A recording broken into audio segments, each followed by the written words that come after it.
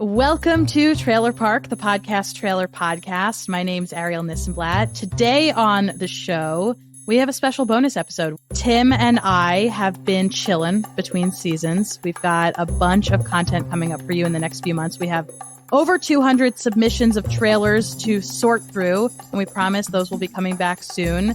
We want to thank you all so much for an amazing season one. Part of the reason season one was so great was because we worked with some amazing sponsors, and one of those sponsors is here with us today, and it is Dan Hughley from Focusrite. And in a minute, we're going to chat with Dan Hughley from Focusrite all about Focusrite and the Vocaster. And if you've been listening to the show for a while, you'll know that the Vocaster is a word that we mentioned a whole bunch. And maybe you know a little bit about it, maybe you don't know that much about it, but today we're deep diving on audio interfaces and why you need one. And we're going to talk with him in a second. But first, Tim, how the heck are you? It's been a minute. It's been a minute. And you said that we were chilling, but I have not been chilling, Arielle. You've been roasting? Roasting and baking. I have much more content for other projects. Good teaser. Good teaser. Well, yeah, I think we're going to have a bunch of bonus content. It was a really great first season. I've been reflecting on it a lot. I'm really grateful. We had more than 11,000 downloads in one season. So the sky is the limit, I think. It was legit awesome. Yeah. Legit. And tons of great feedback from everybody. Yeah. Let's get into our conversation today. We've got Dan Hughley. Dan, how are you? I'm great. How are you? I'm swell. So Dan, where are you coming to us from today? I am coming to you from Southeast Montana. I love that. I do too. You're a mountain guy. It's funny. We're in the plains here. Never mind. I moved to Montana thinking the whole state was mountains, and then off the internet bought a house that's in the plains. No way. But I love that so much. We're like 45 minutes from the mountains. Dan, how long have you been at Focusrite? A while. Yeah, coming up on 7 years. Oh my gosh. Yeah. And you were interested in music first, is that right? Absolutely, yes. I thought I was going to be a rock and roll producer and a mix engineer about 12 years ago when I went to music school. But then first job was great. I worked for a Grammy-winning musician, thought, I had this huge ego about me and my music production skills, but then realized no one wanted to pay anybody, including that Grammy-winning artist who paid me $8 an hour. Oh. And there was no room for advancement there. So yeah, I made a shift over to the marketing side of things. That tracks. Dan, I think the path from musician to podcaster is a short one, because that is also my experience. It's not a long path. Music is still my passion. I'm working on some music right now. My studio's kind of a mess. I have 2 different interfaces on my desk, one for music, one for podcasting. What's the difference between a music interface and a podcast interface? So I'm using our Claret Plus, which is a really high-end interface. It has converters that are better for music production. They're more pristine, more precise. There's more dynamic range than you need just for podcasting, for spoken word. And the mic pre's are just a little bit better on the Claret Plus. But day to day, I use my Vocaster for everything, including all my calls, because I'm not even trying to pitch this. I'm saying this as somebody that sits in front of Zoom for, 9 hours a day. I love it because I can adjust my gain without even thinking about it, without being an engineer. I can shut that part of my brain off for a little while. And I also love that my team and I, we play like a game every few days during one of our calls, and to be able to easily loop the sound back in to Zoom is incredible. Or Squadcast. I was just thinking I should probably say I use Squadcast, but well, you use Squadcast to record, but we understand that when you're having meetings, Zoom might be preferred. It is, yeah. Fine. Sorry, I can take it. I've been a big fan of Squadcast from the beginning. Yes, I appreciate that. And you. Well, thank you. I want to go back to basics. What is an interface, and why does a podcast need one? That's a great question. To boil it all down, an interface is simply a device that will make your microphone loud enough so that the converters can convert the analog signal to digital so your computer can recognize it. That's really, at the basic, what an interface does. And it doesn't matter if you're using a USB mic or an audio interface. They're both technically audio interfaces because they have those components in them. They interface with audio. Exactly. Well, I know that Focusrite it started out as a music focused company. Oh yeah. But it hasn't shifted. It's still very much music focused, but there are now podcast specific products. Mm-hmm. How did you come up with the idea for the Vocaster? It was you, right? Yeah, we broadened our horizons. So yeah, we're at our heart, we are a music company. But yes, Vocaster was something I very, very, very much fought for because I saw the pain points. Our Scarlett interface was widely used by podcasters already, but it's a music interface. So it has things that podcasters don't need and they're paying for. And then on the other hand, it doesn't really have enough gain to power the most popular mics that are out there, like the SM7B or the RE20 dynamic mics. They need, or like you're using, Tim, the pod mic, it needs a lot of gain. So that's, most interfaces don't have enough gain for that. So that was one of the big pain points. Just get rid of the gain booster in the middle there was one of the things that I just had to make happen. But I just saw the needs of podcasters and just hammered it with our product team. And then finally with our CFO and CEO, I got stuck between them in a conversation. And then the next morning we went into pre-production on the unit. How long ago was that, Dan? Wow, that was like 4 years ago, 4.5 years ago. It takes a long time. And we also had a pandemic in there, which caused all kinds of chaos for everything. So would have come to market a bit quicker if it wasn't for, factory shutdowns and component shortages. Wow. I deal mostly in software. So hearing from the hardware side of things is fascinating. You're so right that, when you're dealing with software, you don't have to deal with the Suez Canal crisis. No, no, it's funny because most of audio gets their converter chips from one factory, and that factory burned down in 2020. Where was that? Japan. Whoa. Yeah, that burned down in 2020, like just after the pandemic started. So it was like, kept getting hammered on that kind of stuff. And then just had to rearrange the circuits. But onward and upward, things are looking bright.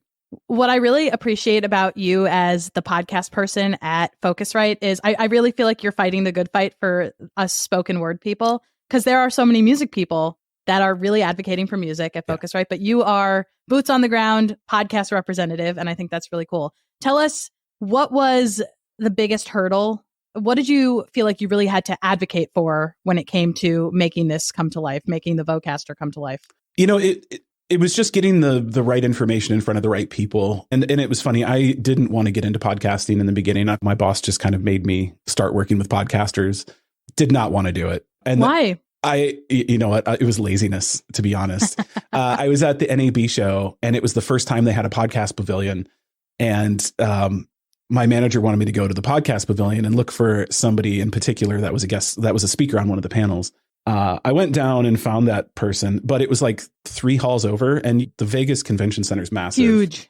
And my Absolutely feet, huge. I'm wearing dress shoes. And I was just like, after 3 days to have to like walk all the way over there and go find someone you've never met before. I'm also kind of socially awkward when it comes to these things. And it didn't help that as soon as I got there, the person like completely blew me off.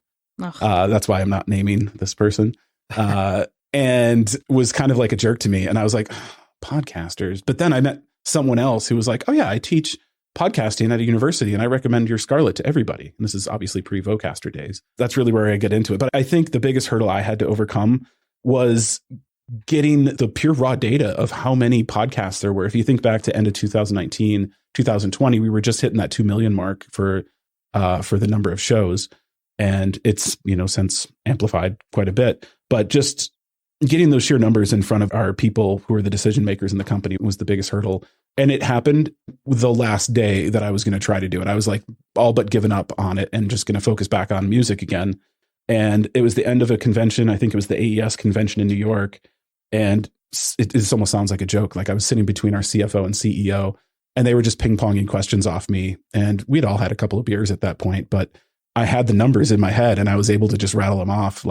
And then the next morning I got a call from product talking about getting started on this thing. I want to shift to brand partnerships. You have always been such an advocate for working with podcast related companies to spread the word about Focusrite's products that are perfect for podcasters. How do you approach brand partnerships? And I bring this up because you were so down to work with us on Trailer Park, the podcast trailer podcast. Yeah. So what's your thinking there? Sure. In the podcast space, I kind of want to work with everybody, but you have to be smart about it. And the reason I jumped at the chance to work with you was because, I've seen your shows in the past and heard your shows in the past. Trailer Park Podcast, it just resonated with me because I was like, podcasters are going to want to learn from you and you are going to spread the word to podcasters. So this isn't your typical podcast about podcasting, but you definitely attract a podcast audience. That's really who I want to work with, is people who attract an audience of podcasters. There's a lot of, let's say, music production podcasts, but sometimes those are just like people who are fans of bands. They're not people who are musicians themselves. So, how many people are going to buy a Scarlett from that? Thinking purely selfishly of trying to sell things, your audience is people who likely want to at least learn about our product. And it probably didn't hurt that we did a contest to give one away for every episode. I know for a fact that somebody who listened actually bought a Vocaster because they knew that Focusrite was sponsoring our podcast. So they didn't want to chance not getting it. Oh, that's awesome. Let's explain the contest really quick, just in case folks are jumping in for this bonus episode and only this bonus episode, which thank you. But anyway, what was the contest? What did you propose, Dan? Sure. It was just a simple, you put a link in your show notes and every episode had a unique link and folks just went there, signed up, and we gave away 8 Vocasters throughout the season. It was, every one of them was a podcaster. And they all had unique stories. And I have to share some gratitude for podcasters, just how excited they get to win things. On the musician side, I've had people just I send basically the same congratulations email. I try to be excited in it, try to sound like I'm excited about it, because I am. I like giving things away, especially when they're not mine. But podcasters are just so happy to hear from you when they've won something. On the musician side, I wrote to a guy once, and it was like a $7,000 or $8,000 prize package that he won. It was like guitar, amp, all kinds of software. It was a big contest that we did. And he just replied, "I am the winner," and put his name, address, phone number. And he said, "Please send tracking." And I was like, what the hell? Yeah, there was no excitement or anything. And then jaded musicians. Wow. Yeah. Then every day was asking me for tracking and, asking me to track it for him. I'm like, you're just going to put this on eBay or Reverb or something. And yeah, but unfortunate. I don't get that with podcasters. So that's why, one of the many reasons I enjoy working with podcasters. So you were skeptical at first at the NAB show to work with podcasters, and now 180. Oh yeah. Podcasters are my favorite people to work with. Oh, and I go to as many events as I can. I try to speak at as many events as I can.